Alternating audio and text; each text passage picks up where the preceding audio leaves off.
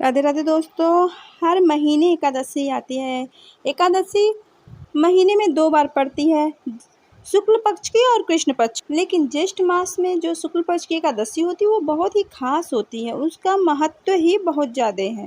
जो व्यक्ति इस व्रत को सच्ची निष्ठा से, श्रद्धा से, विश्वास से करता है, और इसका एक और कारण है, जो ये व्रत निर्जला होकर करता है उसे तो चाहे और कोई एकादशी करे या ना करे, उसे पूरे साल व्रत रहने का फल प्राप्त हो जाता है। निर्जला एकादशी तिथि भगवान विष्णु को समर्पित है माना जाता है दोस्तों। इस दिन श्री हरि का एकादशी का व्रत करने से सब पापों से मुक्ति मिलती है और श्री हरि की कृपा प्राप्त होती है, और वहीं हमें मोक्ष की भी प्राप्ति होती है। ज्येष्ठ मास की दोनों एकादशी ही बहुत खास मानी जाती है।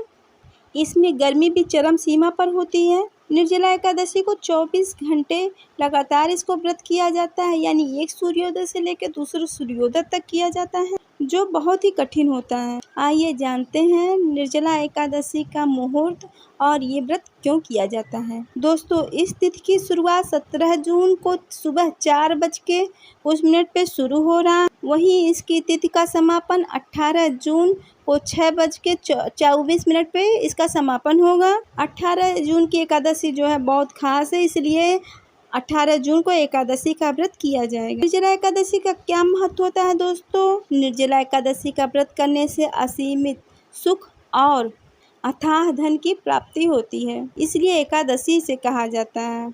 एकादशी समस्त पापों से मुक्ति दिलाने वाली एकादशी है। ऐसा माना जाता है इस व्रत को करने से पापों का अंत होता है। इतना ही नहीं, व्यक्ति को कई रोग, दोष और आर्थिक समस्याओं से भी छुटकारा मिलता है और अच्छे तिथि की प्राप्ति होती है। पांडवों ने श्री कृष्ण के मार्गदर्शन में यह व्रत करके महाभारत के युद्ध में विजय प्राप्त की थी। दोस्तों, निर्जला एकादशी के दिन स्वर्ग का दरवाजा खुल जाता है, इसलिए दोस्तों इस दिन का किया गया दान पुण्य अन्य दिनों के किए गए दान पुण्य से इसका फल दुगना होता है।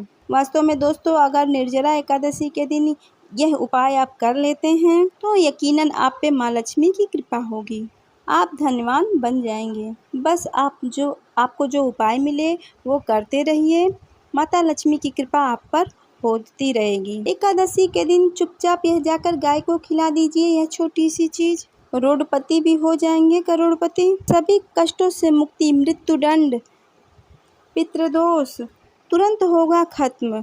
पूरे साल भरे रहेंगे आपके अन्य धन के भंडार, या यूं कहें आपके 7 पुश्तें भी करेगी रुपये पैसों पे राज। दोस्तों, 7 पीढ़ियों तक आपका बैंक बैलेंस बढ़ता चला जाएगा। सभी संकट, दुख, दर्द, परेशानी सब दूर हो, आपके घर पर माँ लक्ष्मी का वास हो, आपके कामयाबी आपकी कदम चूमे।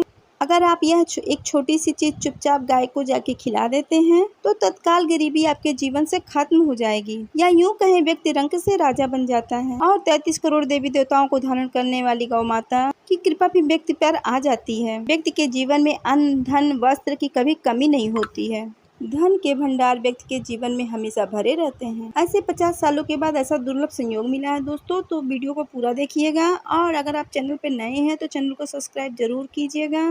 दोस्तों, यदि अगर आप लाभ चाहना चाहते हैं और 7 पीढ़ियों तक आपका कभी धन बैलेंस कभी कम ना हो, गौ माता की सेवा करने से, जो जातक गौ माता की सेवा करता है उन पे सभी देवी देवताओं की कृपा बरसती है। गौ माता की सेवा करने से आपके इस जन्म के नहीं बल्कि कई जन्मों के दोष भी दूर हो जाते हैं। अपनी पूजा में गाय से हासिल पंचगव्य का प्रयोग जरूर अपनी पूजा में करें, क्योंकि पंचम के प्रयोग के बिना कोई भी पूजा पाठ हवन सफल नहीं होता है। दोस्तों, अपने परिवार समेत अपने परिवार के लोगों के साथ महीने में, साल में या हफ्ते में जरूर यह सेवा करें कि गौशाला में जाएं और वहाँ हरा चारा आप जरूर खिलाएं। इससे आपको शुभ फलों की प्राप्ति होगी। इसके साथ साथ आपकी गौ सेवा और गौ की पूजा करने से आपके 9 ग्रह भी शांत हो जाते हैं और उनसे जुड़े दोषों का भी निदान हो जाता है।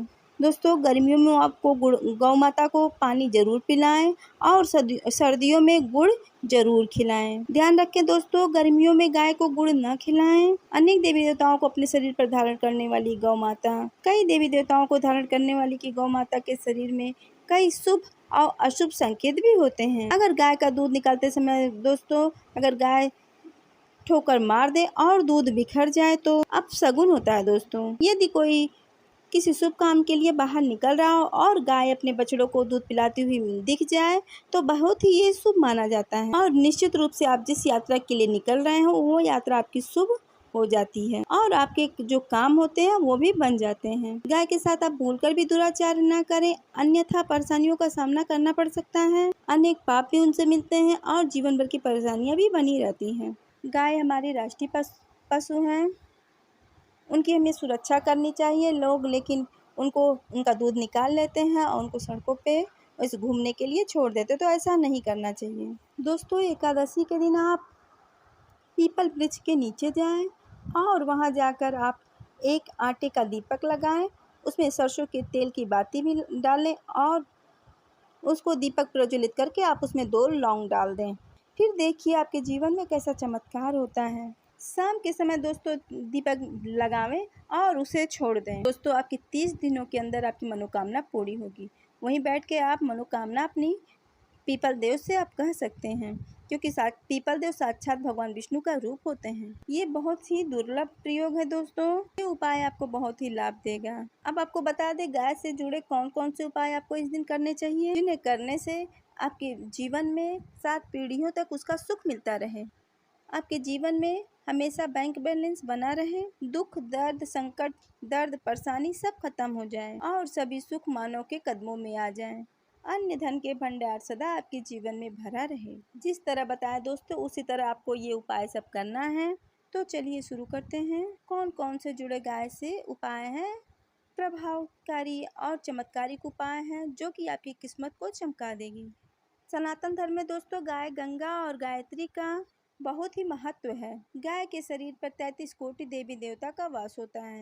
दोस्तों, आपको पितृदोष के लिए गाय को रोटी, थोड़ी सी गुड़ और चारा खिलाने से आपके जीवन में आ रही संकट परेशानी पितृदोष सब खत्म हो जाती हैं। आपको ये उपाय पूर्णिमा के दिन से करनी है। पूरे 40 दिन ये उपाय आपको करने हैं।